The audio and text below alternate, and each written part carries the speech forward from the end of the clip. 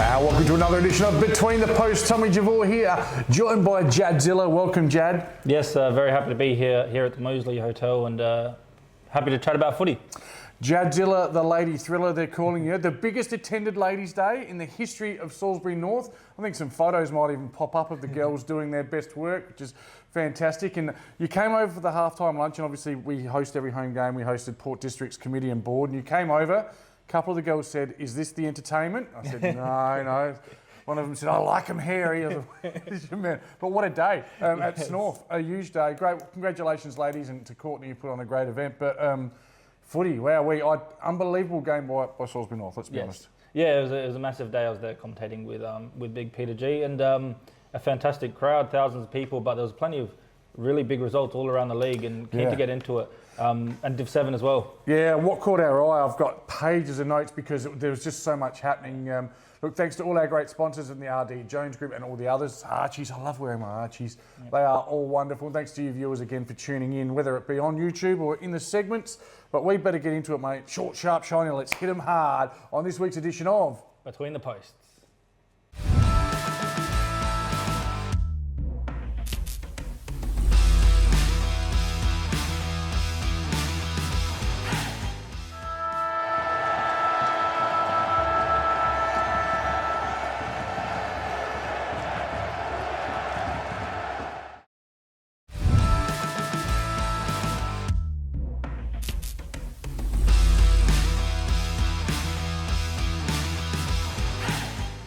Welcome back to Between the Posts. It's time for the BTR Excavations Division 1 wrap. And I'm thrown because Big Pete last week, Jad, he got 5 out of 5. Yes. That is some good tipping. He was keen to point that out to me over and over. On our chats, and he did very, very well, mate. And you had a great game, which we'll touch on a bit later. It's hard for me not to be smiling today. It was a good day. But let's start with Ross Trevor and Glenunga. It was before the game. It was 3rd versus 5th. Ross Trevor, of course, in 3rd.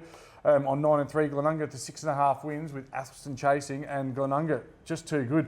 Ross Trevor 8-10-58, Glenunga 16-8-104. Goal kickers for Glenunga, leading goal kickers Ethan Smith. What a purple patch he's having, 5 goals. The Roach Wonky with 3, and Davis and Fay, the midfielders, with 2 apiece. Whilst for Ross Trevor, 3 goals to Boxer and a brace to Hodges and Benny Sphere.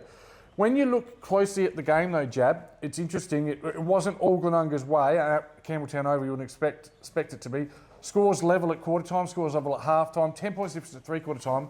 The last quarter away from home, Glenunga have just gone bang, 7-2 to 1-2. The Rams are coming. Yeah, huge result there. Glenunga 9-5 to 1-7 in the second half. So a bit of inaccuracy, but also Glenunga for 9 goals. It's hard to beat that. And after the match yesterday, we're looking at the results, talking with Pete and others, and I was saying, Glenunga back, and it really does seem like that. They've hit some good form in some really good time. Looking in the notes as well, some ruck dominance from Glenunga got them over the line. Yeah, Westy, yeah. Also, it's fair to mention for Ross Trevor, Tranfor was tagged, so he was taken out of it. Wakeland, McCormack, Baldwin and Lanzoni all not playing, so some big names there. Yeah, it's funny, isn't it? Wakeland kicked 6, just not for Ross Trevor. Yeah, I don't want to toot my own horn. But for 3 years on this show, I've been saying Finn Wakeland needs to be at a league club, and he is just a superstar. His first game at Stanford for the Magpies, 6 goals. So, I mean, it's more about him than me, but what a star. He just the flying Finn, as we've called him. So well done. You've obviously got that from the commentators' notes. Yes. Plenty of quality out, but the ruck dominance of Westy allowed Glenunga to win at the source, and then you see the midfielders in Davis and Fay able to bob up with 2 up forward as well. It's it was a very, very good day for the Rams. I tipped them to make the grand final at the start of the year. Slow start, but gee, they're one of the form teams in the comp now. It's several wins on the trot. We've got a Coochie's call, mate. We better have a look at this one from the Rams. It's Marchiaro doing some of his best work. So 24 minutes gone. Can he just shorten that Ross Trevor lead with a big kick from 45? Doesn't have the journey, doesn't quite. And then an over-the-head kick by Marchioro. Yes, well done there. Better players that don't make the votes for Ross Trevor, Michaelani, Boxer, Kemp and Shute were all very good. Whilst for Glenunga, Will Tasker was outstanding, Abe Davis and Stinky Bennett, the better brother. No offence, Liam, I do love you. Liam kicked a goal after Soren to win a game for me one day, so big fan of all the Bennett boys. I'll get a chance to look at Glenunga this week and just see how well they're travelling. I know all their players are back, so they're galvanised and yeah, they're a dangerous fifth team. You wouldn't want to take them lightly. Give us some votes for Player of the Year, please, Jadzilla. Yeah, for sure. 1 vote Matchett, 2 votes for Big Geordie West, and with the 5 goals is also the 3 points for Ethan Smith. Yeah, beautifully done. You forgot to say boom shakalaka when you said Jack Matchett. Okay. The boy that can roost the ball 70 metres, coming off a premiership in the country. So well done to Jackie Boy. His dad actually might have said good game to him for once. He's a very hard marker. On to our next one, and it was St Peter's 7-13-55, Golden Grove 18-12, 120. 65-point win there for the Kookaburras away from home, which is really puts them back on track. Goal kickers for St Peter's, the only multiple was Harvey George with 2. Golden Grove kicked 18. I was like, I wonder how many the party bus kicked. Pasco was 7. Cam the Panther Shenton with 3. Collins with 3. And the human highlight reel, Jack Pullinger with 2. What stood out for me, without looking at the commentators' notes, was Golden Grove winning all 4 quarters, leading by 4-21, 42-65. Just a solid 4-quarter performance. Yeah, that's it. And Golden Grove have been almost doing that all season. They always find ways to just stay in front for big portions of the match, and it's hard to get them back with some very solid defending and weapons all across the board. But yeah, Golden Grove as well, looking at the notes that we had, too strong in the ball movement and absorb pressure well, able to counter-attack, and when they do that, it's hard to beat. Broke the game open, 10-minute mark of the third quarter. And a young Dylan Crichton, very nervous for his beloved Kookaburras on the weekend. Thought Spock could cause an upset at home, but wasn't to be. Big shout out to Carter Giles on debut, playing with his brother. I think it was Lockie. So well done. Always great for a family moment like that to happen. And of course, it's time for another. I love a sausage. You love sausages, don't you? It's a Jag Meatworks snag of the day. I think it's a Mumfries-like bounce for Mr. Rosenbilds.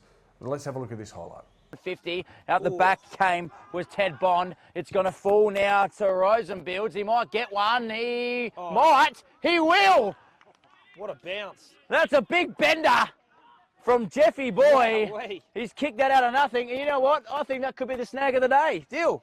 Yes, and in the words of Will Ospreay, nice one, bruv. All right, better players for St Peter's. George, Benny Belpero, Rosenbilds, Nelligan and Carruthers. They're in there every week. They're having consistent seasons. Whilst for Golden Grove, only a couple of guys that we gave votes to who weren't in the best players. Nick Collins, outstanding, and Mabilla Jack. But who was the Player of the Year award winners? Yeah, so 1 vote to Lockie Pascoe with his 7 goals. Cam Shenton, 2 votes, a bit of notes on him. Tireless work in the guts. The Panther. Wouldn't expect much different. And Kane Hawkins, work rate, elite ball use and intercept possessions for Kane Hawkins with the 3 votes. They call him Pony, apparently. The Pony? Because you'd think it'd be Horse with Hawkins, but his older brother is Horse. So he's the Pony. He's Pony. So at North, we've got the lobster and the crab. That's very good. It's very deep. Speaking of North, Shenton, North Adelaide with a Sunday game allows Shenton to play. Yep. So he played both?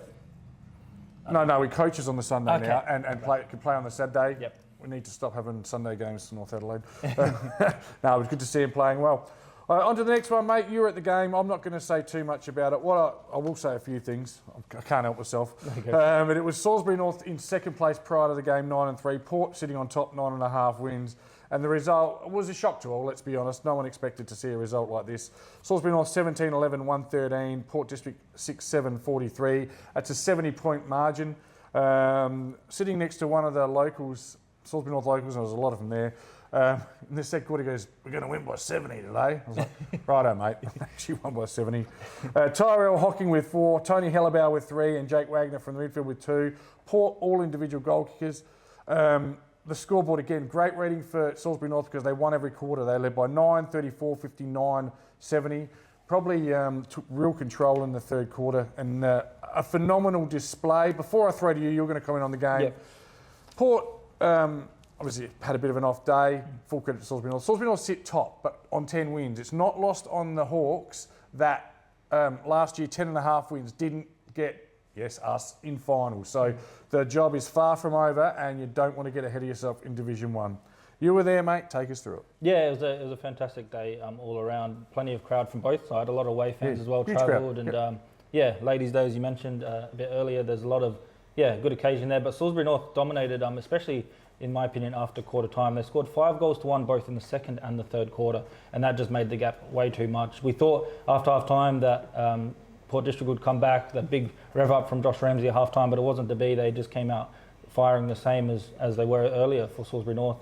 Their pressure was very high. They were double tackling all afternoon. Didn't let Port District breathe. As soon as they grabbed it, they pounced on them. Pressure was brilliant, wasn't it? Yeah, and controlled the match entirely through the midfield. You know, good defence as well. They were desperately defending, and scoreboard pressure in the end just kept growing the gap, and that was it. That was all that she wrote, really. Yeah, unfortunately, they don't give the flag away in the middle of July, but Yeah. I sat on commentary with you for the second quarter. It was pretty good too. Yeah. And I was amazed at the speed of the game. It was Yeah. just seeing a player in space for 40 metres, bang, shut down in 2 seconds. And just what impressed me most about Salisbury North is, despite the speed and the pressure, they were able to lace out their targets. Some of their ball skills yesterday were phenomenal. I don't want to say too much because, like I said, it's a great win that sees them go top. Yeah. But it can all turn very quickly, and another huge challenge coming this weekend. Big shout out to Dom Costanzo in his 100th game. Got a couple of photos. He got the mug for the 100 games presentations. But just what I love is just a photo of him and little Rosario, his son here. This is during the breaks. We're very family first orientated. Footy's one thing, but family's more important. So I made sure I ushered Rosario over to Dom to give him some loving during one of the breaks, and that was just great to see. We forgot. And I reckon I might have called this. I might have got a touch excited, so apologies. But the Jag Meatworks snag of the day, Tyrell Hocking, Little Squizzy. Take a look at this one. With the Port District ruckman, ball at ground level. Again, quick hands. That's Tyrell Hocking, I reckon. This way, that away. Right leg, inside out kick. Is that your Jag Meatworks snag of the day? Let me do your job for you, boys. Chucky Chandler says it is. Have 2 of these. That is a good goal. That's a very good goal. That's definitely the goal of the day so far. Now, Jad, you were there, mate. Yes. I think Tyrell Hocking, without ruining the votes, 4 goals from the midfield. I reckon he had about 8 centre clearances, let alone the clearances around the ground. It's the best game I've seen anyone play this year. It's a big call, but he was pretty good, wasn't he? Yeah, he was very good. He was elite. As you mentioned earlier, the ball use from him was good as well, winning it out the middle, the pace. He has the goals as well, 4 goals on top of the great performance that he had. Goal assists. Yeah, a few assists as well, and then a few assists where his teammates didn't maybe finish the goals, I can remember. So potential assists, he was just everywhere, back and forth, helping out in defence if needed, but just through that middle, using the pace, using the skills, and yeah, they couldn't stop him. Yeah, and obviously got great service for Tap Ruckman from Jacob Russo. But, on a day where Salisbury North were able to win, it's like some of these guys might not get the best players, but when you look at being able to shut down Haynes, Lysette, Gray, Gaffney, Ferns, these guys, they're just brilliant footballers. So they were down on the day, and they'll be back. And it's not too long ago. It was a second semi. Glenunga beat Port by 80 points, and they came back and won the grand final. So they get a mulligan on this one for me. Yeah. Better players who don't make the vote: Sumo, Cooper Gaffney, Modistach, Carpenty, and Stockdale for districts. Whilst the Salisbury North, Costanzo was outstanding, Geordie O'Brien, Jake Wagner, but it was one of those days where all played well. It's fair to say there was no weak links in the chain for. I've got a few messages last night and this morning. I was like, what happened? I was like, I'm really not sure. Yes. It's just you just take it, but don't get ahead of yourself. We were very grounded after the game. As a matter of fact, I've got one photo I want to show you. You think we carry on and go crazy? This is me at 9 o'clock last night. Quintuple header. I was absolutely cooked. My daughter and I went home, watched the footy for a minute and a half, I reckon, before we were out. So, a long day. Obviously, I'm still recovering, but long day and, good day. Give us the votes, please, mate. Yeah, for sure. So 1 vote to Jake Johansson, 2 votes Jacob Russo, and Tyra Hocking with the 3. Yeah, beautiful game, Jakey Johansson. Yeah. He was forward, he was back, he was everywhere. And we talked about the improvement of PNU, and they just keep challenging it, and it happened again. Just 5 goals they went down by.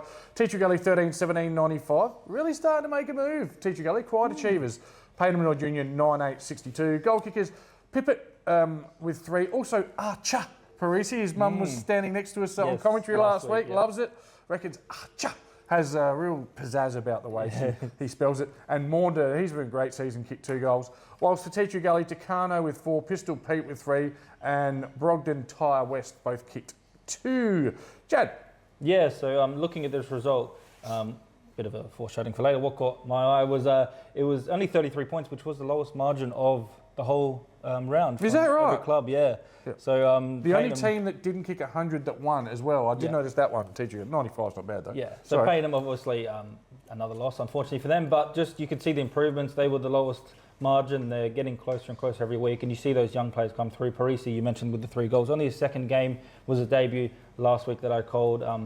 And it said on the notes he's 16, but I don't know if that's true. So Yeah, he's a junior. yeah, so fantastic effort. And you see they had 2 debuts last week, and one of them now finding some form.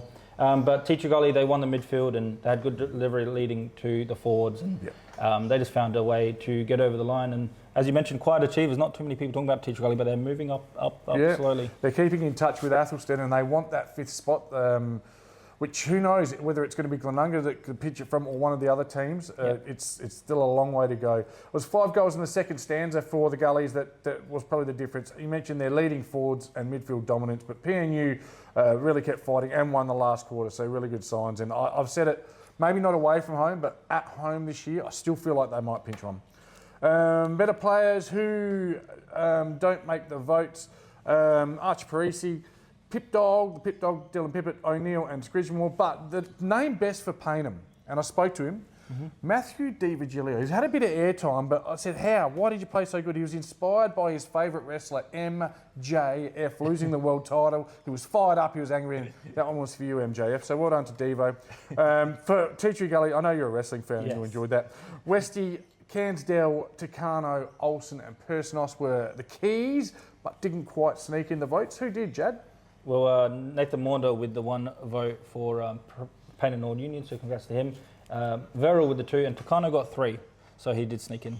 Yes, we'll obviously preview next week's games, but PNU's grand final is next week. Yeah. Athelston, these 2 teams drew the last time they met. Well, this time was Athelston 17-9-1-11, Sacred Heart 8-12-60, and it was incredibly close in the first half, less than a goal in it. But in the third quarter, Athelston just went bang, kicking 8 goals. Goal kickers were Barton with 4, Randa with 3, and Stewart, Santillo and Russell all kicked 2, whilst 4, Shock, Hildyard and Reggie Rapina both kicked a brace, mate. Your thoughts? Yeah, Sacred Heart and Athelston this game, we were checking the scores all afternoon. It was very close, as you mentioned, 4 points at half-time. We thought, can they do the upset Sacred Heart and move out of that relegation zone? But yeah, Athelston came out in the third quarter and the last and put on a big score on them.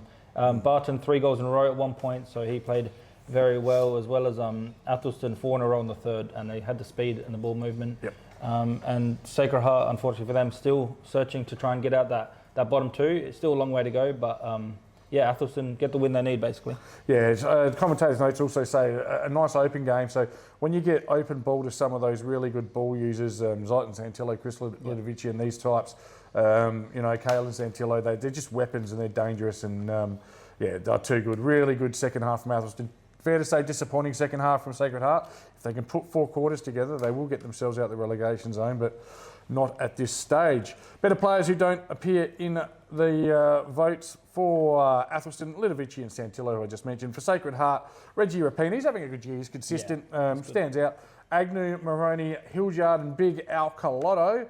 All the votes went to the Raggies though, mate. Give them to me. Yeah, 1 to the big Ruffman Clinton, 2 for Stewart and 3 for Barton with his 4 goals, and yeah, really changed the game. I think he kicked 3 in a row at one point as well, so it was an absolute key. Oh, we're all out of games, mate. Look, we haven't looked at it in a little while, so let's have a very quick look at the goal kickers. I was just going to look at the top 5, but the top 7 really tells a tale, because in positions 5, 6 and 7, they're all Rams. Roach Wonke, Ethan Smith and Abe Davis on 25, 27, 27. Wow. It's a triple entente, a dangerous connection between those 3. And all hitting form. Yeah, and all playing well at the moment. And Hellabout, super consistent from Salisbury North with 29. You saw him yesterday? Yeah, he was good again yesterday. Another 3 goals, I believe. And early as well. They weren't in the last quarter as such. So. Exactly. Gav Shepherd was held to 1 yesterday. He moves to 30. Yeah, he had a big game last week, but this time only 1, and yeah, that was a big difference. Very well held. I think William McLennan did a good job on him. Luke Randa added 3 to his total to get to 32. And you'll have a look at Luke this week, won't you? Yes. The big man from the Randa family, brother of Blake, of course. And Lockie Pascoe, 7 on the weekend, 53, all but sewn up the Division 1 goal kicking medal, you suggest. Yeah, the Pascoe party bus. Toot. Well, Jad, we better look at the top 5. Of course, it'll be announced next week. The Player of the Year. What do they win? Sitting in, well, they're equal 4th. Both from Glenunga, Ethan Smith and Abe Davis, having real purple patches as of late on 9 votes. Yeah, we talked about them in the goals and now in the votes as well, and they're both up there in both those tallies. So doing well. Big form for both of them, and a big game coming up for them. Yep. One of the standouts for Port District. He didn't have his best day yesterday, but he's had a great season. Joey Haynes on 14 votes. Yeah, unreal player, one of my favourites in the comp, and a very good ball user. A little bit messy yesterday, but that was maybe more with the pressure from Salisbury North. But yeah, fantastic player. Yep. He was leading most of the year, but currently in second place on 15 votes. Javier Trampa. Is that Trampa? Yeah, another one that when he was down, I think yesterday, so doesn't help. But he's a fantastic player once again, just a ball. Yep. And the man on top with 19 votes, leading all comers from Salisbury North, Jacob Russo. You watched him yesterday, mate. He's in career best, that's for sure. Yeah, he definitely is. I haven't seen him until the last few weeks when I did Salisbury North, and I can see why they get all the hype about him, because he's just unreal. It's what he does for others as well. Yeah. Wagner, O'Brien, Hocking, he brings them into the game. His deft touch work is really, really nice to watch. Yeah, it does more than just the ruck work as well around the ground, and a big contested mark lots of blocks and shepherds, lots of little things. So it's good that the commentators have recognised that. Let's look at that ladder and let's look at it slowly, Jad. Footy manager's dream. I would never have thought we'd get to the top as the song goes, but we're there, and it might only be for a week, but you've got to enjoy it. You've got to be grateful for everything you get. Port sitting second, 9.5 wins. They'll be back. Don't worry about them. Golden Grove, just a good win on the weekend, 9-4. Back inside the 3 and 5% clear of Ross Trevor. Ross Trevor, some danger signs with some of those players out and European holidaying, but Bootsy will get them going again, I have no doubt. They're 9-4, and Glenunga 7.5 wins on 54.7. This is where it gets really interesting, Jad. Athelston and Teacher Gully both on 6.5 wins, and it's not just Glenunga they're chasing, it's any one of the top 4 that slip up as well. Yeah, exactly. That's how tight it is, especially with those draws. We talk about it every time, I think, but just makes it even more tighter. And Teacher Gully finding some form as well, pushing out that bottom 3 and trying to push for the finals, so just making it even more congested than it was a few weeks ago. Yeah, the draws that really come into play, it's all teams, I mean, obviously Port have had one, all teams 5th through 9th with a draw, and you just feel like it's going to be a 1-point ball game that's going to cost someone their spot, maybe in the finals and maybe in relegation. So following on, Spock and Shock break into a relegation battle. It's going to be huge this week, and PNU, as I said, it's their grand final. Let's look at this week's games, mate. There's 5 of them. I'm not sure where to start because they all have something massive on the line. I'll tell you where I'm going to start. I'm going to start where I think I know the result of one. I think Port bounced back against Teacher Gully, 30-point wins. We've talked about Teacher Gully underachieving. They take this scalp. Oh, the top 5 will be nervous. Yeah, I watched this reverse fixture, and Teacher Gully held up with them. That was at Teacher Gully's home for about half and a bit more, 3/4, and they ended up winning Port District, I think, by 30 points. But so I'll go for Port District at their home, but Teacher Gully, they'll be up for it, and they love the underdog battle, so it'll be good to see. Next one is 8th versus 9th. Maybe. It's still a long way to go. The winner of this one might be the one that avoids relegation. It's Shock and Spock at Sacred Heart. First time round, it was Sacred Heart by 4 points. I expect a very similar margin. It's going to be less than 10 points either way. Who do you like? Yeah, it's going to be tight, as you mentioned. I've gone for St. Peter's. I've noticed they're only 0.75% difference on the ladder. So whoever wins, and if there is percentage involved, will be massive coming in for the end of the season. I've gone St. Peter's, though. Every goal matters. I'll take Sacred Heart because it's at home. They're playing some good footy, just not 4 quarters. Still got some dangerous forwards that they'll need to curtail St. Peter's. St. Peter's probably the better midfield at the moment, but time will tell. Our next one, it's their grand final. PNU versus Athelston, the traditional rivals for the last, since PNU merged. Let me take you back to 2004, round 18, Payneham going in, 0-17, playing Athelston, who are playing finals in round 18. PNU get the win. They partied all the way till January that year, PNU, I was there. First time around it was Athelston by 109 at Athelston, but this is a different Payneham who've come together. Is this the game they can cause an upset? Well, we've been talking about how they've been improving, they've been getting better, they've been building probably for this moment, and that's a good start from 2004. Can history repeat itself? It's hard to tip against Athelston, but again, another one I've been keen to keep an eye on, and if an upset is brewing, I think the stream views will go up on that. Yeah, it's conditions at Payneham were heavy last week. That might help Payneham. So mind you, Athelston's oval is a bit chopped up as well. I want to tip Payneham. I want to be the one that tips the one, but I'm going to take the Raggies. The next 2 games are between teams in the top 5, so they're huge. We'll start with Golden Grove and Ross Trevor. First time round, it was Golden Grove at Rostrevor, winning by 16 points. Wow. The winner sits inside the top 3. The team that doesn't win starts looking behind them and going, uh-oh, they're coming. Yeah, this is the game I will be doing umpire of the stream team this week. Oh, the stream team! Yeah, I think this is the first time for me, so I'm keen for that. But yeah, big game to be involved in. Yeah, as you mentioned, the ramifications, whoever wins can really seal themselves up in that maybe top 2 battle even. So Yeah. I'll go for Golden Grove at home. Rostrevor, as we mentioned, they got a few out. We'll see if they can get a few of them back. But yeah, I think Golden Grove will win this one. But again, it's a very close one. We saw last time was only 16 points, so wouldn't be surprised if it's similar. Yeah, I think everyone's got. I know Port had players out yesterday. Yeah. Salisbury North got 4 or 5 out. Everyone's got players out this time of year. Yes. I'll take Golden Grove. And the last one at Webb Oval, it's 5th place Glenunga. They may need to win to stay in the 5 here. They take on top place Salisbury North. First time around, Glenunga led all day. Salisbury North stormed home in the last quarter to win by 6 points. That was at Salisbury North though. Who do you like? Yeah, well, after watching Salisbury North, dismantle Port District, I think it's fair to say I can't go past them. They're in good form. I know Glenunga are as well. But after watching Salisbury North, it's hard not to have a bit of recency bias. But also, they're just been playing very well. They play as a team. They have good connections all around the ground. So I'll go for Salisbury North. Yep. How about you? I tipped Port last week and Salisbury North won. And if that is the theory, if that works, I'll just stick with it. So I'll take the Rams. Even after Glenunga. 70 points against Port District? Yeah. Not a lot of good can come from me tipping Salisbury North. So I think Glenunga, that teams match up very well.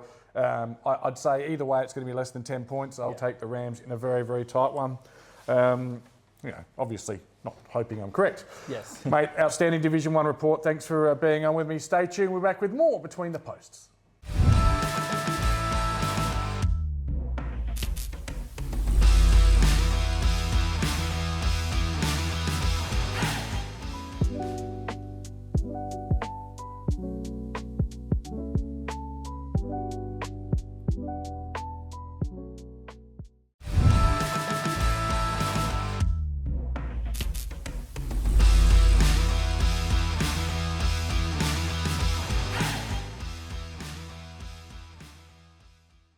It's time for the Bianco Mark of the Week. Thanks to Born to Build. Let's have a look at last week's winner from the Salisbury Magpies. It was Sean Lemons.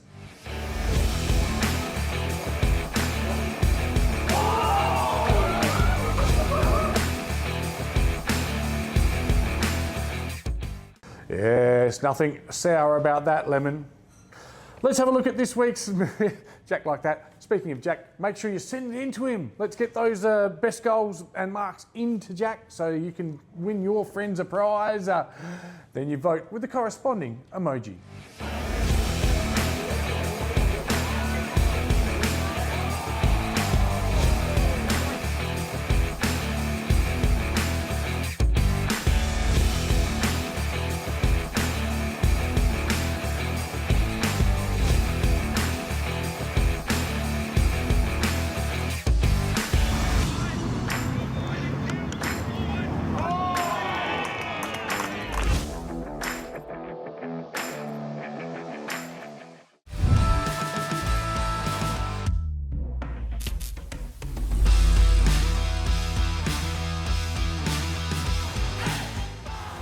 Attention all community sports clubs.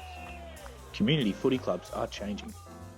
Today, players, supporters and sponsors expect fast updates, mobile access and professional communication. That's why the Adelaide Footy League and Jabba Web Design have launched the official Adelaide Footy League Club website initiative. Built using modern PWA technology, these websites are ultra fast and work like an app. Members can install the club website as an app directly to their phone, receive push notifications sent by the club. They can check team selections. This feature alone creates huge weekly traffic spikes for sports clubs. Play HQ integration for fixtures, results and registrations. Multiple options for online shops to sell merchandise and more. Deliver club news and events for multiple sports. Football, cricket, netball, basketball. Give sponsors far more visibility and value, all in one place. Unlike do-it-yourself website builders, every club website is professionally set up and supported by Jabber Web Design using the same technology platform as the Adelaide Footy League website. Ultra fast, easy to edit. Mobile first, built for community sports clubs. Club websites start from just $5,000 plus GST, with flexible payment options available. Plan ahead for season 2027. Book a demonstration today and see how your community sports club can benefit from this unique opportunity. Call Jabba on 1800 465 222.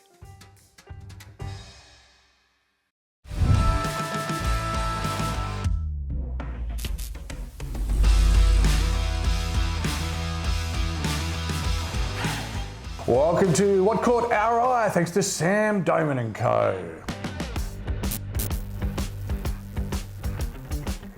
Jihad, Div 7 please, mate. Yeah, for Div 7, so it's the last. Your Div 7. My Div 7, yeah, we'll discuss that a bit further later on. But for me, what I noticed, well, there's one round left before the club split up, and it's a bit of a different ladder system. So really, third spot is up for grabs this week with Brahma Lodge taking on Adelaide Lutheran.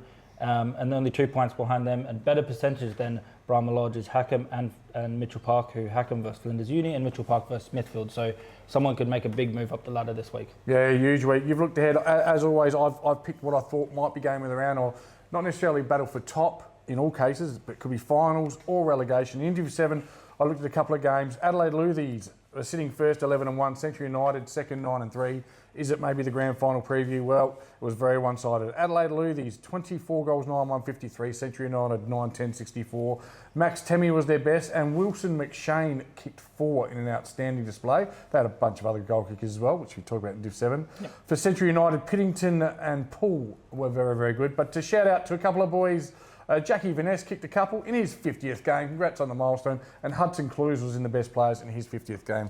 Coach Hudson for 3 years at Central. Was a great junior, great lad, good family, good people. The other one I looked at was 7th versus 8th. That's right, the bottom end of the table. Chance for Smithies to get the chocolates. They sit 1-11. Flinders Uni 3-9. I caught up with their coach last night, Podsy. He was down watching the Smithfield girls play. And they led at half time. They showed some really good form, but just couldn't sustain it. Flinders Uni too good in the end. Spring with 5. And Finn Tierney, former Glenelg Junior, was named best for the Crabs. Div 6, mate. Yeah, for Div 6, I found 2 massive upsets. Elizabeth losing to OSB Lonsdale by 42, and Trinity beating Parrot Hills by 77. So not only the upsets, but the margins as well surprised me a lot. Yeah, it's spot on, mate. I've got those in my notes. Rigney kicking 5, leading OSB to that huge upset win, and at Elizabeth. Yep. So, they left at 7 in the morning to get there. Trinity by 13 goals. That's the Trinity I've been expecting to see all year. Off day for Parrot Hills, but Kim Cantilla with 9 goals. Now, Kim's got a great history. He's played waffle, proper football. Played for Yankalilla and the NTFL. So that's a pretty handy asset to have there. But the game I looked at before the weekend, it was never more than a goal in it. It was before the weekend, Houghton in 5th, 5-6, taking on Blackfriars in 6th, 6-5. And it was 13-13-91 to 13-8-86. Jake Martin, the absolute star with 7 goals for the Readers. Whilst for the Blacks, Ralph hit the scoreboard with 5, and Louis Lepretti continues his tremendous season. Good stuff there for Houghton. Probably the real deal, probably playing finals. Good luck to the Raiders. One other one, obviously quintuple header yesterday. I was down there. This is a Div 6 women's thing. Salisbury North women, only their second win ever. Came from 2 goals down in the last quarter to win by 2 points. But this is what caught my eye. How good is this? Get that photo up, Jackie boy. It is Matt Harris and Paul Smitheram, 2 of the best umpires that the state's got. They umpire Div 1 men's every week. Hung around to do a late game at 6:30 p.m. of Div 6 women's, just making sure they. To have the best umpires umpiring a Div 6 women's game, that's fantastic. Well done to those boys who obviously had a very big day and heavy pockets at the end of the day, I'd say as well. It's a good payment for 2 A-grade games. Div 5, please. Yeah, easy. For Div 5, Greenacres and Pracker both sitting on 12-1. For me, I'd say both favourites for the grand final, but curious to see if they can live up to that and both make the grand final from this position, because they're both dominating, but at the same time, some 2-headed monster kind of thing. Yeah, very rare it's hard. And start of the year, I said Paraka and Greenies in the grand final. It's very rare that plays out. Yeah. Still may not. Yes. I looked at Kenilworth, who've been the informed team as of late. They've really strung some good performance together, but still sat 2 games out the 5 in 6. Had to take a scalp. They tried to take the Paraka scalp. Wasn't quite to be.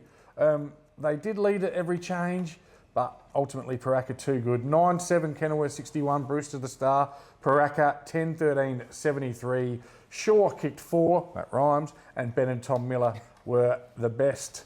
Good win there for Paraka, challenged and found a way. Div 4.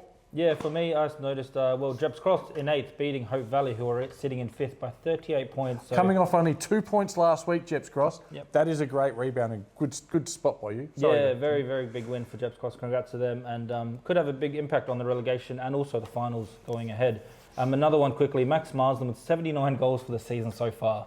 So a massive total there, and nearing in, I think he could maybe get 100. Absolutely, he can, because they're going to go deep as well. Before the weekend, the game I looked at was Hectorville and Scotch. It was 1v2, 10.5 wins, played 9 wins. Doesn't get much better than that. The Hounds have taken all before them. They probably couldn't be stopped. Oh, yes, they could. 5-10-40, Matt Williams the best, but it was Scotch 9-11-65.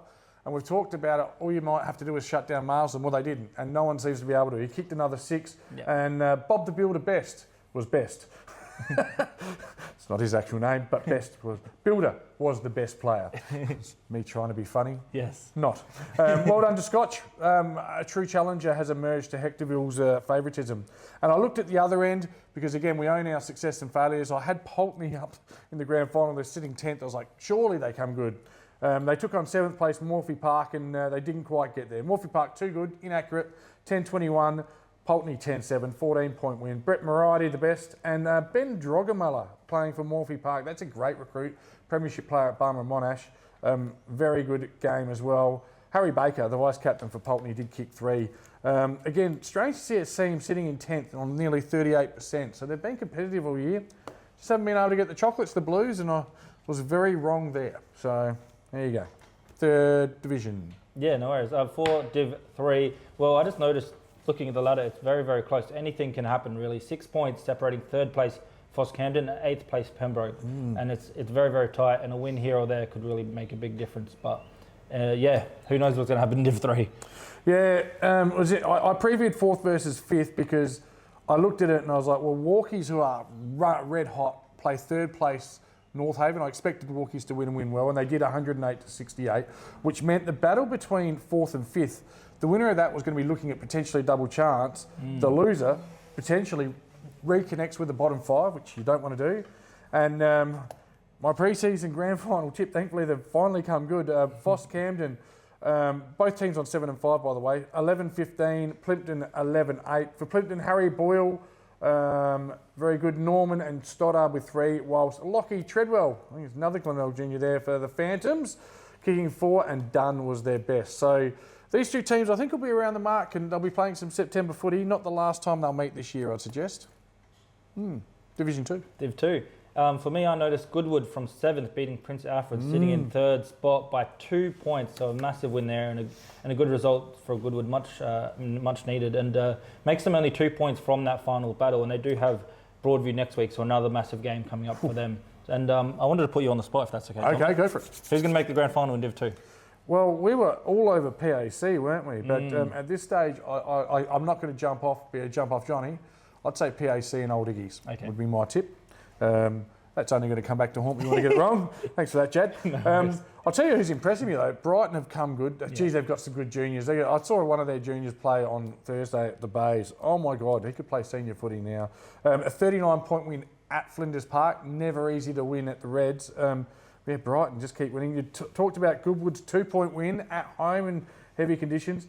I haven't got to the game I'm actually going to look at. Broadview, 73-point win over Westminster. They've got a weapon there now that they didn't have earlier this year. Angus Tully, former St Martin's student. I've known him since he was 5 years old. He was the under-18 best and fairest for North Adelaide. May have even played some league footy. To have him is just a huge midfield weapon. Help them get that win. But the game I looked at was 3rd versus 4th. Old Iggies and Modbury, they're both 8 and 4, a huge game, and Old Iggies have just taken them to the cleaners. 2015, 135, Modbury 6-7, 43. 11 goal kickers for Old Iggy, so they're not relying on anyone. Black and Jones both kicked 4. Darcy McDonald their best, whilst Nathan Herring battled hard for Modbury, kicking 3 of their 6 goals. And Div 2 is really good footy, good exciting. I like it's a division where you could truly believe that there's as many as 6 teams that could win the flag. Yeah, that's why I thought I'd ask you that question, because it was. I was looking at it, and I had no idea what was going on. Love questions without notice. You're on, mate. Div 1. Easy. Div 1, well, I noticed the margins in this round was very interesting. The smallest margin was actually Payneham, only losing by 33, and the biggest was Port District, losing by 70. So who would have thought that coming into this round, after round 13, that those get 2 were the smallest and the biggest margin? Who did Port District lose to? I don't know. I previewed the 2 games that had top 5 teams in it. So Salisbury North in second, Port in first, and it was Salisbury North by 70 points. Obviously, we do touch on these games in Division 1 report. Yes. Tyrell Squizzy Hocking with 4 was the best, easily. And Dom was Dom in his 100th game. Dom Costanzo, can't stand ya, Costanzo in his 100th, outstanding. Stevie Summit and great for Port. Whilst for the Ross Trevor and Glenunga game, 3rd versus 5th, it was 5th that got the chockies quite nicely at Campbelltown Oval. Glenunga 16-8, 104. Ross Trevor 8-10, 58. Boxer with 3. Michael Annie their best, while Will Tasker was named best at the club, but we thought Ethan Smith with his 5 goals was the best player according to our commentators. That's been a great look around the league, and as you get closer to finals, it gets more and more exciting checking these things out at 6 a.m. on a Sunday morning. And yes, keep eye there. Doesn't matter what division you're in or where you're playing. We hope that you can catch our eye. We're back next week with more. Thanks to Sam Doman and Co.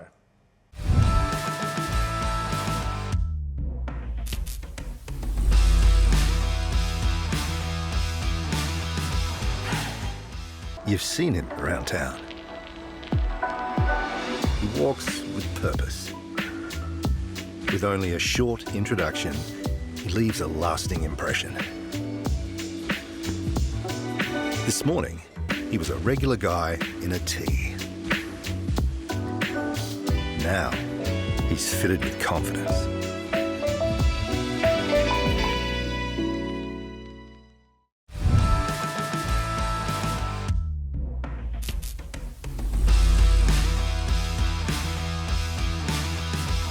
It's time for our Peter Shearer Goal of the Week, thanks to Born to Build. But let's look back at last week's winner from the Modbury Football Club. It was Jaden Mead.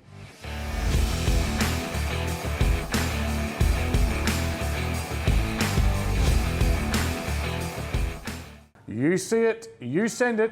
And I was lucky enough to be on commentary yesterday, and I saw an absolute beauty, a Jag Meatworks snag of the day, and I've nominated it. Make sure you nominate your club person's goal and then vote with the corresponding emoji.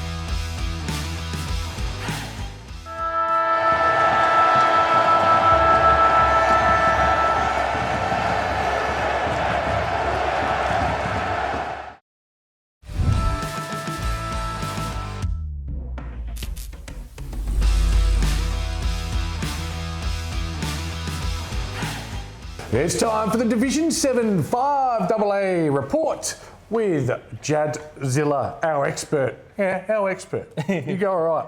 We're going to start with this week's games, mate. I'll give some of those results and keys, and you can talk about the game itself. Right. Hackham, they needed this one, and they got it. Great result for Hackham. 22-14, 146. West Croydon, 13-6, 84. It was, of course, an ornithological battle. The ornithological couple of birds there, Yes. 2 hawks. Josh Harris with 5 for West Croydon. Whilst that man, he's back. Luke Allen. I have to do it once. Kicked 6 goals and Donald kicked 4. That's a huge win for Hackham. Yeah, big win there. Much needed win. And Hackham looking decent. They have these results where they look really good. They just need to be a bit more consistent. But I knew as soon as I saw Allen with the 6 that you'd enjoy that one. Yeah, moves them out from 5th to 4th as well. Smithies and Flinders, it was 8th versus 7th. Smithfield 7-11-53, Flinders Uni 14-10-94. Hofrichter was their best for Smithfield, who led at half time, caught up with their coach, I mentioned it in What Caught Our Eye, Mark Podds at Salisbury North in the evening. He was there supporting his women in the late game. And yeah, 6 goals they kicked in the second quarter, I think. Something just fell down at the Moseley, here at the Moseley. It didn't fall on us. Yeah, he's really strong first half, just didn't quite come out after half time. And you know, some of their football, their best footballers can match it with anyone, but they're just not consistent for 4 quarters. Full credit to Flinders Uni though, making the long drive down to Smithfield. Leon Spring with 5, and Finn Tierney, boy I used to coach at the Bays, was their best player. He's a super left footer, tough left footer. Yeah, Flinders Uni sitting now in 7th with that one with a 4-9 record. So 4 wins for both them and West Croydon puts them 6 and 7. So it's quite interesting there for the bottom 3. And Smithfield, as you said, more competitive, and they've got to win this season. Hopefully they can sneak another one for their sake. I think they will too. Yeah. The other thing about Smithfield is their B grade doing quite well. In the 5, going to play finals. So, you know, they've got plenty to look forward to. Probably, there was a couple of games on the round because the top 4 played each other. It was 4th place, this is before the game of course, Brahma Lodge taking on 3rd place Mitchell Park at Brahma. Very hard place to get the points at Brahma Lodge, and it proved the case. Brahma 18-10, 1-18, Mitchell Park 10-9-69. For Mitchell Park, Chris Starr with 3 and Will Gregory was their best. As soon as I saw Brahma kick 18, I was like, how many pain he kick? Well, he kicked 9. That's a pretty good performance. Not good enough to get in the best. That went to Steve Burns. But Brahma Lodge shifting them from 4th to 3rd and some vital percentage as well. Yeah, big win there from Brahma Lodge, and another win against a potential, a finalist, I'd say. So not just a big win, but also get confidence that they can beat anyone in that 5. Yeah, and they're going to have to play them again once the team's split, which we'll talk to a bit later. Very unique situation round in Div 7 where they split for the last 3 rounds. I like it. It keeps equality at the end of the season. No forfeits, no stuff like that. And last but not least, 1v2. Could it be a grand final preview? Well, it wasn't close. It was Adelaide Lutheran 24-9-153. The unit 9-10-64. For Century United, Piddington kicked 3 and Jack Vaness kicked 2 in his 50th game. Congratulations on your milestone, Jackie Vaness, and Hudson Cluse. He was in the best players, also playing his 50th game. 2 good mates there, both from the Centrals Juniors, playing their 50th for Century United in the senior footy. Great to see you boys. Keep up the good work. Hopefully you can go a long way in finals. But we need to talk about Adelaide Lutheran. Yeah.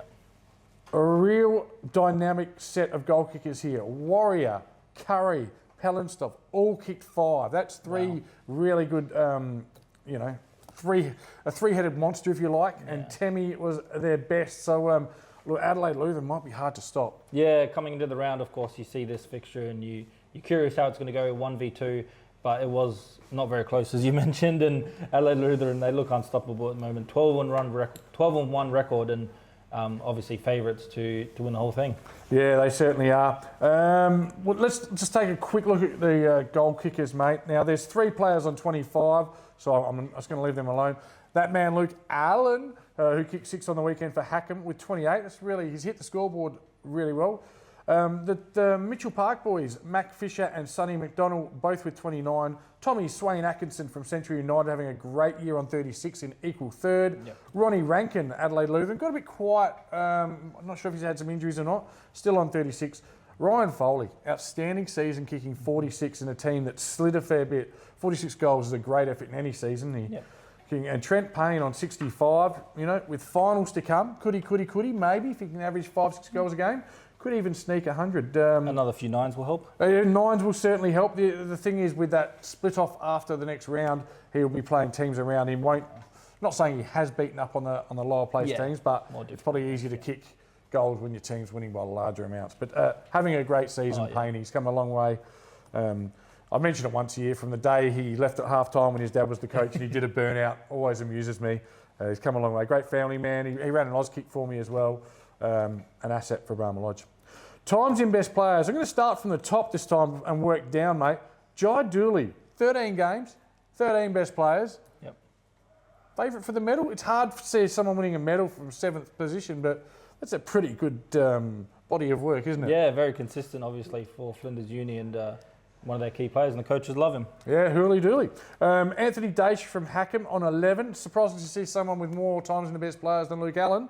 You commentated a Daish game this year, didn't you? Yeah, for the Anzac Day match, I went out there and did the game down there, and he was best on ground that day as well. He was very, very good. Tell me a bit about is he a midfielder? Yeah, through the middle, pushes up forward, doesn't mind kicking a few goals as well, and just runs all day. And great fitness, and a good bloke as well, it seems.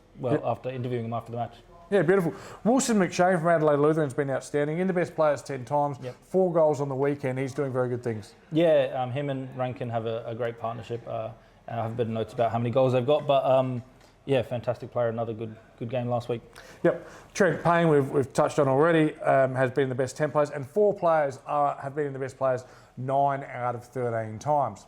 What we're going to do now, we're going to bring up the ladder. We're going to start from the bottom. I'm just going to get your thoughts on each club as we progress through the season. Obviously, we are deep now, and the top 4 is crucial in this, not so much the top 5, even though we play top 5 in finals. Yes. In 8th place, Smithies 1 and 12. I talked about it. Their best footy is good, probably just not consistent across 4 quarters. Yeah, exactly. As you mentioned, they've been a bit more competitive, and they've found games where they can, be in it for large portions. They've got the one win in round 8 versus Croydon. That was by 32 points as well. So a comprehensive win there. We'll see if they can sneak another one. We're talking about some of the better players, and one player that caught my eye was Seb Heinz Ungar. Best player, 6 of 7 games he's played, and he's played in the last 3 and been the best each time. So a key player for them. You got a really good focal point in Bailey Thompson up there as well. Flinders Uni, 4 and 9. Look, they're sitting 7th, but they're a team. The Crabs, they've been pretty competitive all year. They haven't been getting smashed, and they're gonna. The last 5 weeks might be a lot kinder to them. They've got some winnable games for sure. Yeah, I've kind of broken up my notes into Flinders Uni and West Croydon together because they're on the same win-loss record. Both of them are 4 and 9 record. Up and down season, they find wins. They've had 4 wins apiece. They have definitely a lot of wins, but still a little bit out of touch of the top 5, you'd imagine. But they've had some moments where they've been trying to push for top 5, but in the end, not to be. But to touch on, Flinders Uni, they can sometimes be competitive. For West Croydon, though, I think it's fair to say, especially for them, it's been a disappointing season. We both tipped them to make the grand final. 4, 5, So with our tip being for them to make finals. Grand finals. Let's stop. Grand finals, we said they'd make grand finals. Oh, wow, okay. And it doesn't look like they're even going to make the finals now. So unfortunately for them, bit of work to do. They've got some good recruits in the off-season. I thought they would do a little bit better, but we'll see if they can keep a bit of a group together and find consistency next year, I'd say. Yeah, just looking back at my round, obviously we keep all our notes. Yes. My round 6 notes. At that point, West Croydon were 3 and 2, sitting. Where were they sitting? They were sitting 3rd. Yep. They were up at 3/4 time, and they give up 5 goals to 5-2 to 2-0 in the last quarter against Hackham. That was the turning point, and it's all gone from chocolate to boiled lollies from there. They've won just 1 of their next 7 games. Yeah. Disappointing for them, and mathematically, I don't think they can make. Well, they won't make finals now. The top 5 seems set with 3 games and percentage separating it. Yep. So look, disappointing for them. Mitchell Park, they've been up and down. They've been flying between 3rd and 6th for quite a bit of a yo-yo, but 7 and 6, 52.68%. That's a pretty good season for mine. And at this stage, depending on results, they might drop into that bottom 4 in the last 3 rounds, which will potentially even get them a home final. Who knows? But your thoughts on Mitchell Park? Yeah, Mitchell Park, another one I've clamped them together with Hackham just because of their records. And also Hackham 7 and 6, 53.16. So these 2 teams are separated by 0.5%. Hackham and Mitchell Park, please. Yeah, exactly. That's why I noticed 0.4% exactly separates them. And the interesting thing is, with you mentioned the split coming up, the fixtures next week makes it even more interesting because Hackham are versus Flinders Uni, who you think they'll beat quite easily, and Smithfield versus Mitchell Park. So percentage might determine who finishes in that top 4 or not. And the other interesting, we'll get onto them, but Brahma Lodge have Adelaide Lutheran and they have worth percentage. So a big win could almost see Adelaide Lutheran drop into that bottom 4. Brahma Lodge. Lodge drop into that bottom 4 because they're versing Adelaide Lutheran, where the others have a bit of an easier game. Yeah, it's interesting, isn't it? Yeah. You want to try and win every game. We'll come to the full draw and give our tips, but Yes. could a team tank this week is my question, because do you want to manipulate who you play in that last 3 rounds? I think it's too dangerous to do that. Yes. You've got to play as good as you can, but yeah, it'll be interesting to see. It could be a difference between a home or away final, how that plays out. It makes it really interesting. But yeah, it's a great spot by you. Brahma have got Adelaide Lutheran this week. They could literally drop to 5th quite easily, but time will tell. Brahma versus the other 3, we'll get into Brahma. But they'll be, I think they'll be way too good for the bottom 3. So it'll be interesting to see how that can affect the ladder if it happens. But Brahma are 8-5, 51.48. That percentage is probably not where they want it to be, because Mitchell Park and Hackham have got them covered. Yeah, exactly. And that's what I noticed immediately. And I've got them in that spot where they still think they could probably make the grand final from where they're at, because they've been good. They're the only team that I believe they're the only team to beat Adelaide Lutheran. So so they want to make the grand final, and then anything could happen. And there's no real clear number 2 with Central United losing to Adelaide Lutheran quite easily last week. So they'll still have belief that even if they do finish 5 after this round, they will have belief of making the grand final and getting promoted. Yep. Now, Central United 9-4. The great thing for them though, 58%. No one's catching their percentage that's below them. Yep. So they've just got to make sure they take a couple more wins away in the last few rounds, and they will have a home final to kick finals off. Yeah, correct. A couple more wins, get that home finals and try and make the grand final. Similar to Brahma Lodge, they'll have belief that they can make the grand final on the day. Anything can happen, but promotion will be the goal for them. Yeah, their game against West Croydon this week will be huge. Yes. And Adelaide Lutheran is 12-1. Their coach of the week has already their coach has been coach of the week earlier this year, and rightly so. They're 12-1. They're the premiership favourites, and they'll have the first week of the finals off. Yeah, exactly. Finishing first, fantastic season for them. 1 loss only so far. Some of the stats, when you look at the ladder, 357 more points scored than anyone else, and 247 less points conceded than anyone else. And a lot of those goals coming from Ronald Rankin and Wilson McShane, 61 goals between them. Yeah. So a massive pairing up forward. Yeah, brilliant percentage there. All right, let's have a look at this week's games, mate. And look, unfortunately, I think they're all pretty straightforward. Yeah. And that's why I'm going to be really interested on Sunday morning at 6 a.m. to have a look at these results, because interesting. Adelaide Lutheran host Brahma Lodge. Brahma are a 5-goal better team at home. I can't see them beating Luthies. No, Adelaide Lutheran will be too good there. I think they're too good for everyone, but we saw them lose, so you never know. Huge stat Last that time. you've given me there. I can't believe it. 350 ahead for the 4 and 250 ahead for the defence. It's just, they're strong in all areas. Mitchell Park versus Smithies. Mitchell Park, of course, their home ground is a good advantage. The oval's still in really good condition. I was there last week. And I think their ball use will be too crisp for the Panthers. Yeah, Mitchell Park for me as well. Flinders Uni take on Hackham. Not too long a drive for Hackham. Hackham, they're pretty keen to tell me we don't give them their flowers enough. And they could move into 3rd spot here. They'll need to win and win well. And I think the Hawks will get the job done. Yeah, I think they'll definitely have their eye on that Mitchell Park game and seeing how much they need to win by to take that 3rd spot, potentially, depending on the other results. But yeah, Hackham for me. And this weekend, the units of Central United visit West Croydon, and they will mathematically put an end to their season, in my opinion. Yeah, I've gone the same tip as you. West Croydon could do something, but I don't see it. Yeah, I'm just shocked at their last 2.5 months, because I just thought they had a really good list And for they Div started 7. well. No, they looked all good. Lots of recruits, and they'll keep at it though. Yeah. They're having a go. I guess maybe we just overestimated them. So it's on us, not them. All right, mate. That's been the Div 7 report. You put me on the spot in another segment. Here we go. I just go back again. I like to own our successes and failures. Start of the year, you had West Croydon and Central United in the grand final. I had Adelaide Lutheran and Central United. I've got Adelaide Lutheran and Central United now. Yes. Do you agree with that? Yeah, I think you were correct at the start of the year. I'm still interested in Brahma Lodge, especially if they do finish 5th after this week. They could push up and do something. But I agree with the Adelaide Lutheran and Central United. Interesting as well, I had Hackham in third, Brahma Lodge in fifth. That may be how they finish. So,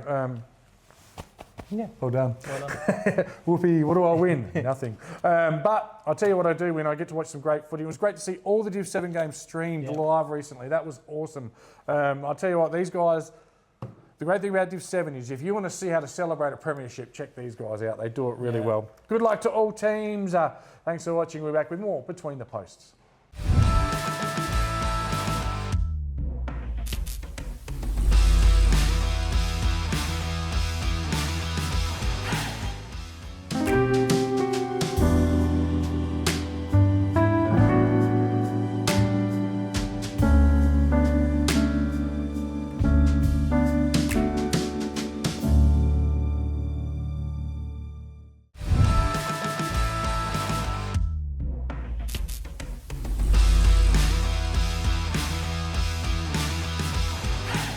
It's time for our Farmers Leap Coach of the Week. And I did catch up with Adam Jeffries from Farmers Leap, of course, out at Pantherway, coaching Pantherway Lions there. So thank you, Adam, for your support of the league.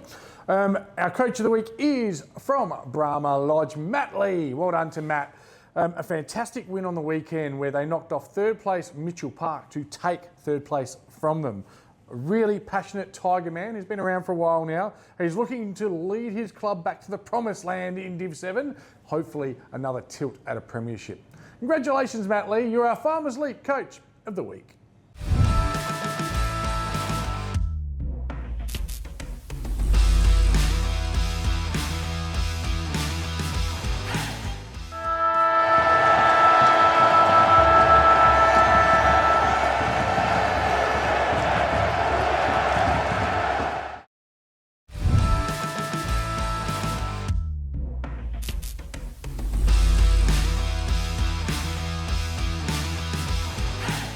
Hey guys, it's Tegan. Welcome back to your Women's Recap Division 1 BTR Excavations Round 13. First up, we had Anglevale vs Payneham. Now, Anglevale came away with a win 50-20. What a great comeback from Anglevale after a 78-point loss last week to Tea Tree Gully. Goal kickers this week for Anglevale was star forward Tamara Clapton, back at it again, kicking 4 this week, followed by Jade Pryor, another star forward, with 3, and Bridie Luckich with 1. Best on went to Abby Shear with an absolutely amazing game.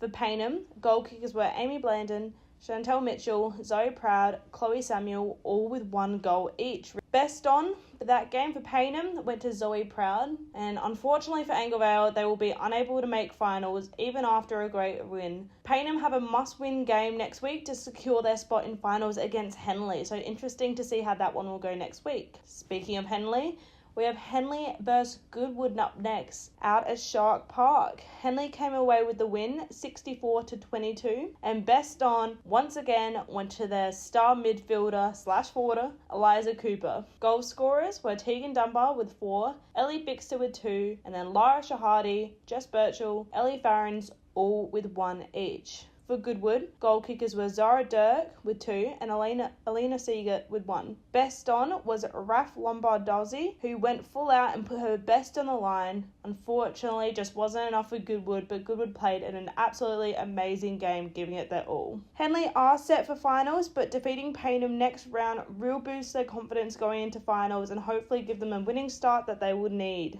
Next up, we have Broadview versus Morphees. Interesting game. I was really interested to see the results of this one. Broadview did come away with a win, 43-18. Although Broadies had a great win, they kicked 5 goals 13, so accuracy let them down slightly, but still a great win. Broadview goal kickers were Tegan Robbins with 3, Abby Player and Sasha Taylor both with 1 each. Tegan Robbins obviously played an amazing game, kicking 3 and winning, and Broadview, sitting second on the ladder, are pretty set for finals. Lastly, we have Tea Tree Gully and Happy Valley. Tea Tree Gully won 40-26, but an absolutely great fight from Happy Valley with only a 14-point loss to a team that's been dominating the last recent round. So congratulations. That's still an absolutely amazing win. Goal scorers for Tea Tree Gully were Taylor Pearson once again, kicking 3.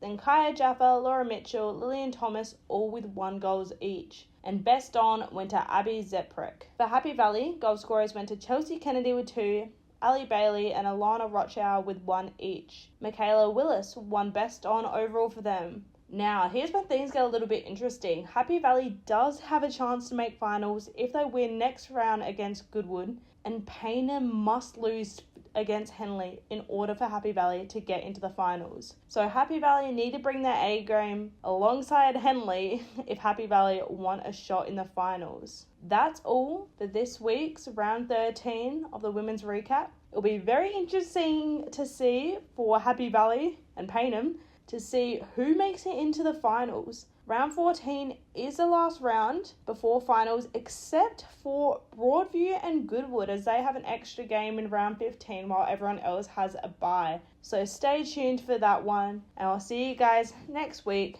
for round 14. Welcome back to round 13 for what caught our eye in the remaining women's division.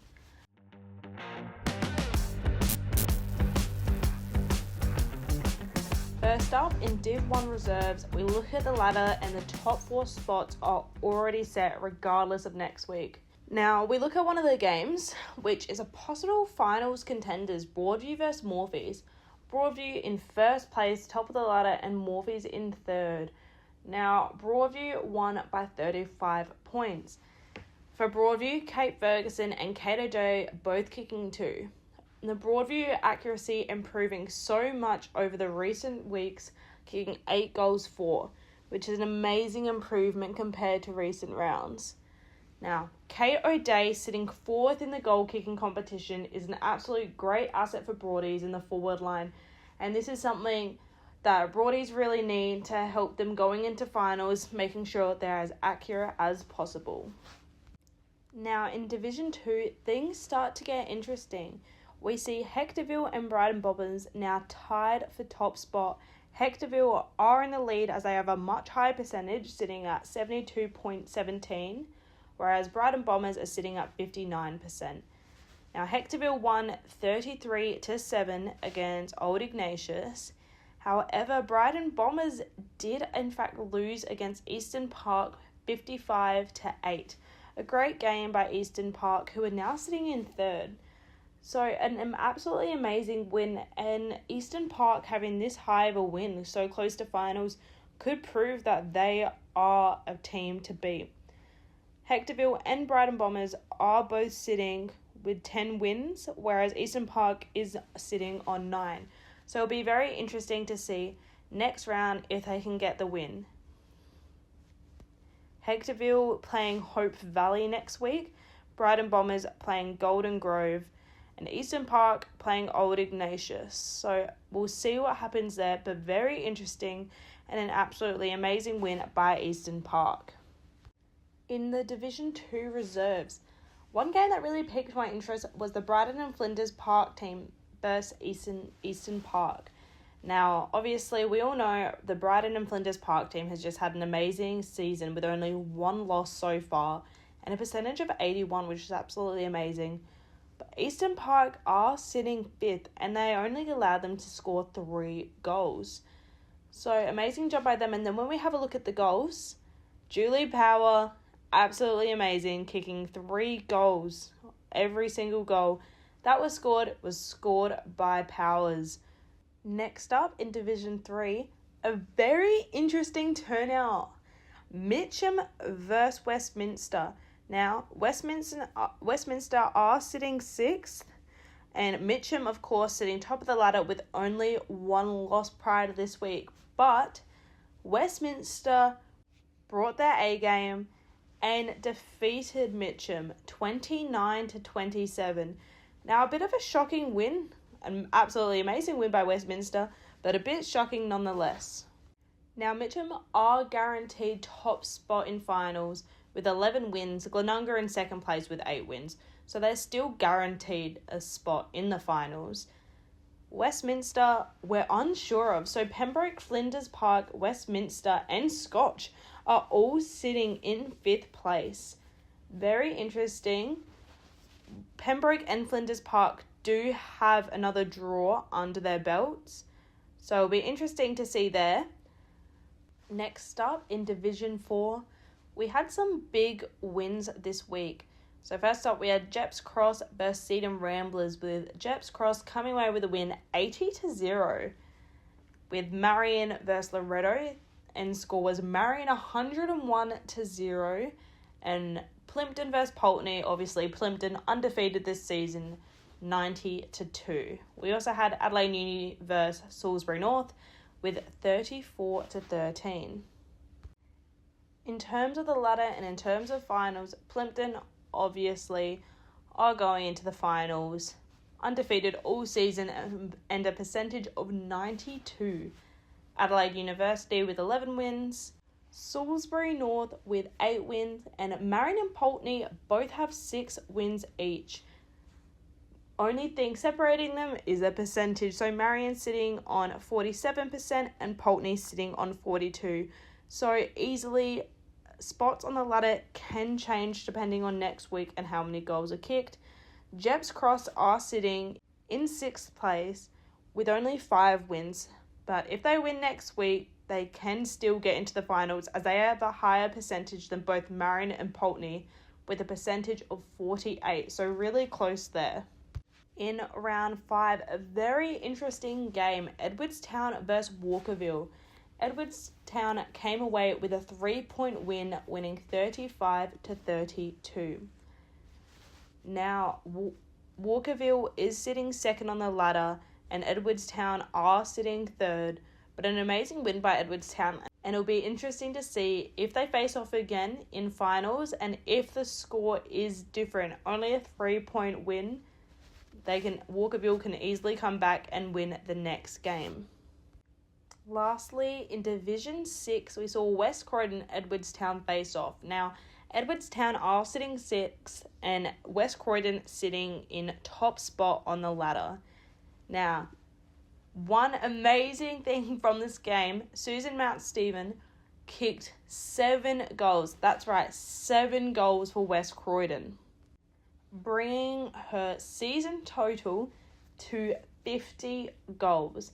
50 goals across 13 games, averaging nearly 4 goals every game in the season so far, which is an amazing effort, and she is leading for the entire women's divisions. Across all of the divisions, she has kicked the most by 20 goals, which is an amazing effort by her, and congratulations. No one's taken that off her unless Lani Collins from Ingle Farm, who is sitting second, kicks 19 goals next game, which I just fear isn't too possible. Still keeping high hopes up, but I reckon she's got that top spot secured, helping her team out, and an absolutely amazing percentage of 86.44, meaning in goals alone, she has kicked 300 points for West Croydon in this season, which is absolutely amazing. West Croydon overall have only kicked 625 points, which is a big amount, meaning she alone has kicked 48% of their goals scored. So an absolutely amazing effort. And can I just also mention that they have only had 98 points scored against them. So shouting out not only West Croydon's forward line, but their back line as well. Comparing to other teams at Lockleys, who sit in second place, they have had 225 points scored against them. So an amazing effort by West Croydon.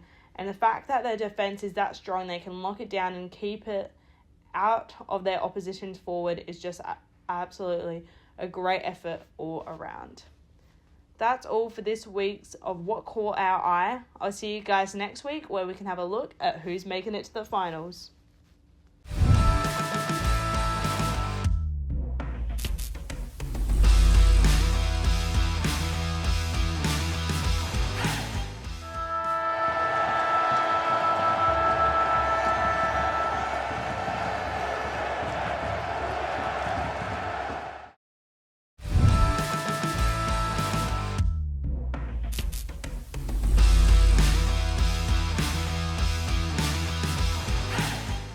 And it's time for the final word. Should be sponsored by TJMC for hire, but I can't afford it. So, Jad, where are you this week in your game? Yeah, so I'm at the Golden Grove and Ross Trevor, a massive clash, and I'm keen to be on the stream team for the first time, I think. Top 3 on the line for the winner. Thanks to all our great sponsors. Obviously, we're here at the Moseley, and next week I think we're at the Settlers.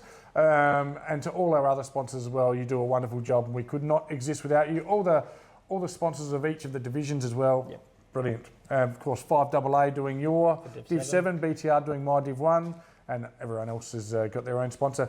Mate, that's pretty much it from me. Anything else from you? No, that's it. Just getting closer to finals, and It's exciting. not long left. And each week there's more and more fixtures and more matches that mean a lot. So it makes it's so exciting. Makes the 5:45 a.m. Sunday morning wake up call worthwhile. Thanks for joining us on Between the Posts. We'll be back next week with another episode.